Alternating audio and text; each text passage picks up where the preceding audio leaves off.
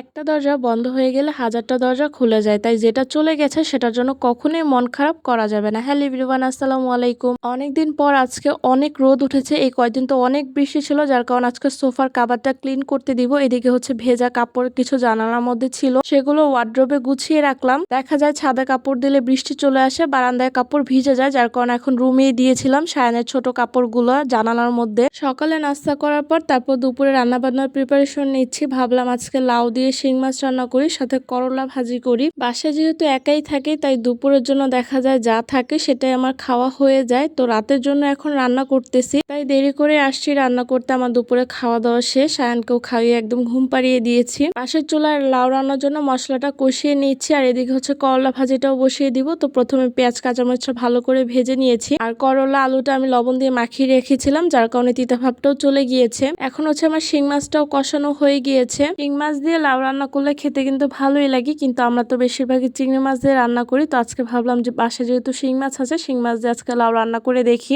আজকে প্রথমবার আমি লাউ দিয়ে শিং মাছ রান্না করেছি, কিন্তু খেতে কিন্তু অনেক মজা হয়েছিল। পাশের চুলা করলা ভাজিতে আমি লবণ আর হলুদের গুঁড়া দিয়ে দিলাম। এদিকে শিং মাছটা ভালো করে কষানো হয়ে গিয়েছে। এখন 1 কাপের মতো পানি দিয়েছি মাছটা সিদ্ধ হওয়ার জন্য। এদিকে আমার করলা ভাজিটাও হয়ে গিয়েছে। করলা ভাজিটা এরকম কাঁচা কাঁচা খেতেই কিন্তু ভালো লাগে, আপনাদের ভাই একদম ভাজা ভাজা পছন্দ করে না। তারপর মাছটা কষানোর পর মাছটা উঠিয়ে নিয়েছি। এখন লাউটা ভালো করে কষিয়ে নিব। আমার জামাই আর কিছু পারুক না পারুক, বাজারটা খুব ভালো মতো করতে পারে।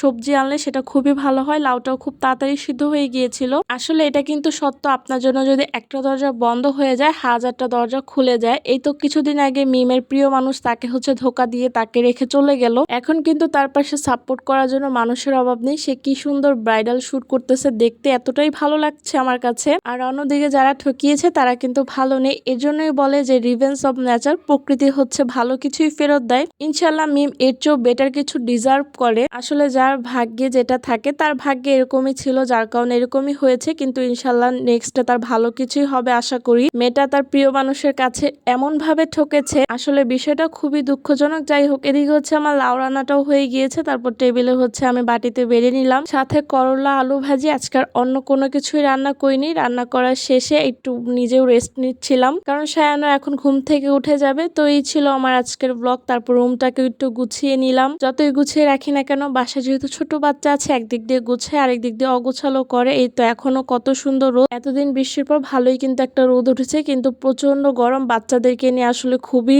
খারাপ একটা অবস্থা এই গরমে। যাই হোক, এই দেখেন সোফার উপরে আমার ছেলে কি সুন্দর তার গাড়ি রেখে দিয়েছে। বাচ্চারা মনে হয় এমনই, যখন বড় হয়ে যাবে, যখন বুঝতে শিখবে, তখন আর এরকম করবে না। কিন্তু তখন তার এই শৈশবটাকে আমি অনেক মিস করব। তো এই ছিল আমার আজকের ব্লগ।